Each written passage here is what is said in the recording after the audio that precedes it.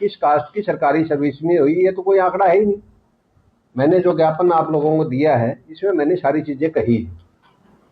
सबसे पहले कि डाटा कितना है और सरकारी सर्विसेज में उनका रिप्रेजेंटेशन कितना है, ये मैं थोड़ा सा आपको ब्रीफ करूं।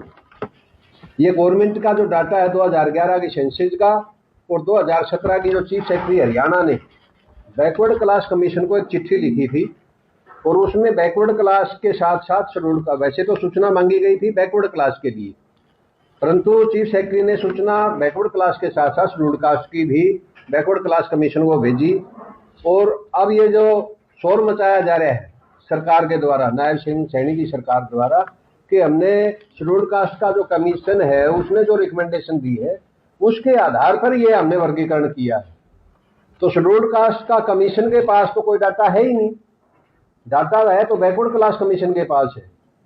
और फिर शेड्यूल्ड कास्ट कमीशन ने मान लो ट्रांसफर करवा भी लिया हो, वहां से चिट्ठियां ले भी ली हो, तो लेटेस्ट तो डाटा नहीं है। 2011 में जब जनगणना करवाई, इसमें मैंने शेड्यूल्ड कास्ट की जो जातियां थी जो मेंशन थी उस जनगणना में, उनकी मैंने निकाली है। इसमें मोटे से तौर पर मैं 3-4 कास्टों का नाम दूंगा जो वर्गीकरण करवाने का सबसे ज्यादा शोर मचा रही। सबसे पहले वाल्मीकि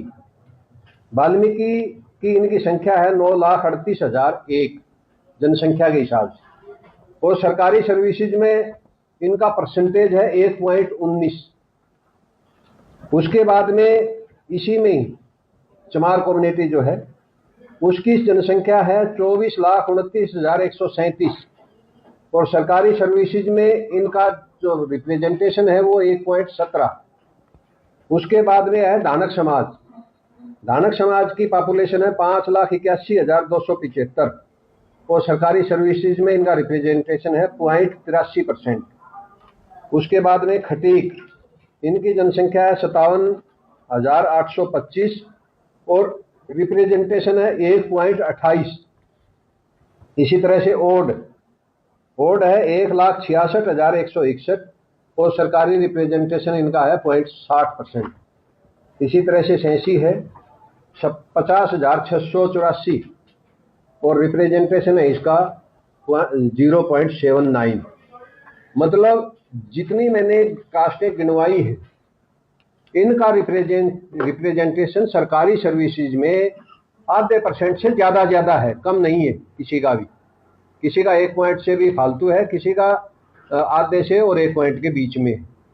इसके अलावा जो और कुछ कास्टें हैं जो बोल ही नहीं रही है किसी भी सूरत में, ना इनके साथ है ना उनका कोई लीडर है, और उनका रिप्रेजेंटेशन मैं बताऊं, आदि धर्मी पंजाब की बेल्ट जो हमारी लगती है टोहाना दारसुल इस साइड में ज्यादा है, उनकी जनसंख्या 2256, रिप्रेजेंटेशन है उनका 3.01%। इसी तरह से चनाल एक जाति है, उसका जनसंख्या सिर्फ 181 है और रिप्रेजेंटेशन है सरकारी सर्विस में 4.41। इसी तरह से ड्रेन, इनकी जनसंख्या पूरे हरियाणा में 76 है कुल, रिप्रेजेंटेशन है इनका 11.84। इस तरह से बहुत सी कास्टें हैं जो मैं ये डाटा दिया है आप लोगों को, इसमें सारी चीजें मैंने क्लियर की है।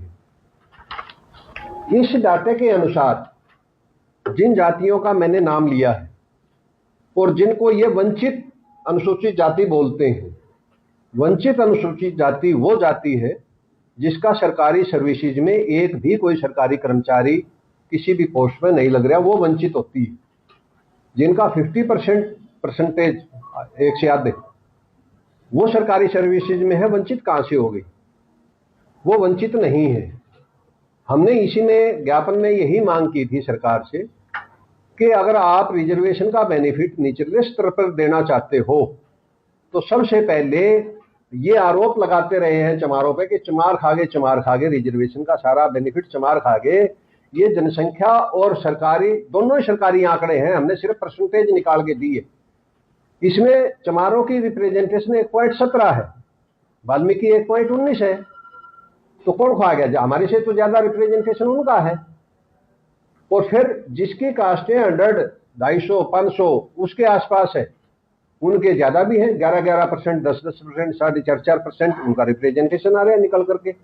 और ये जो रिप्रेजेंटेशन निकाला गया है वो 2017 तक का है, उससे पहले का 2017 के बाद में 7 साल और आगे। 7 साल के अंदर मैं ये दावे के साथ कह सकता हूं कि ये जो 1% से नीचे जो कास्टें दिख रही है इसमें, इस ज्ञापन में, ये भी चमारों से कहीं ज्यादा इनका रिप्रेजेंटेशन सरकारी सर्विस में मिलेगा, अगर अप टू डेट का डाटा डिपार्टमेंटों से लिया जाए तो। और सुप्रीम कोर्ट की कंडीशन बिल्कुल साफ कहती है कि ये डाटा आपके पास होना ही चाहिए। वर्गीकरण का हम विरोध नहीं करते हैं, वर्गीकरण करो, सरकार करे, परंतु निचले स्तर पर जिनका रिप्रेजेंटेशन शून्य बराबर है सरकारी सर्विसेज में, उनको दें। नहीं तो आज हमारे पे ये एलिगेशन लगाए जा रहे हैं कि रिजर्वेशन का बेनिफिट चमार खा गए, कल ना एलिगेशन इनके ऊपर लगाएंगे जिनको नहीं मिलेगा। जो 4-5 कास्टें मैंने बताई है, उसके अलावा जो और रहेगी, जिनका किसी का 10%, 0.10%, किसी का 0.06%, किसी का 0.07%, वो जो जातियां हैं वास्तव में हम वंचित उनको कह सकते हैं कि उनको रिजर्वेशन का बेनिफिट नहीं मिला। उनके लिए अलग से प्रोविजन किया जा सकता है, 20% में से जितनी उनकी जनसंख्या है उस हिसाब से उनको रिजर्वेशन दे दे ताकि उनको बेनिफिट मिले। तो आज की प्रेस वार्ता का हमारा यही उद्देश्य था। और इस सुप्रीम कोर्ट के निर्णय में जो गवई साहब थे, जो जज थे, उन्होंने अपनी ऑब्जर्वेशन में ये भी दिया है, और ये भी जो डाटा इकट्ठा करने की बात की है, इसका प्रमुख हिस्सा है कि जो जातियां गांव में रहती उनको एजुकेशन के उतने चांस नहीं मिलते जितने शहरों में रहने वाली जातियां हैं उनको ज्यादा मिलते हैं। शहरों में जो जातियां रहती है उनके पास बहुत ऑप्शन होते हैं एजुकेशन ग्रहण करने के। गांव वाले तो ज्यादा से ज्यादा गांव में मिडिल स्कूल होगा वो पढ़ लेंगे, जो थोड़ा बहुत और कोशिश करेगा तो नियर अबाउट 2 किलोमीटर के दायरे में हाई स्कूल है, +2 का स्कूल है, उसमें ग्रहण कर लेंगे।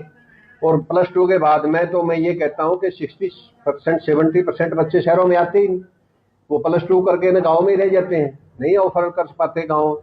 शहर वाले तो करेंगे, जब शहरों में रह रहे हैं, शहर का खर्चा अफोर्ड कर रहे हैं, तो नेचुरल वो शिक्षा ग्रहण करेंगे।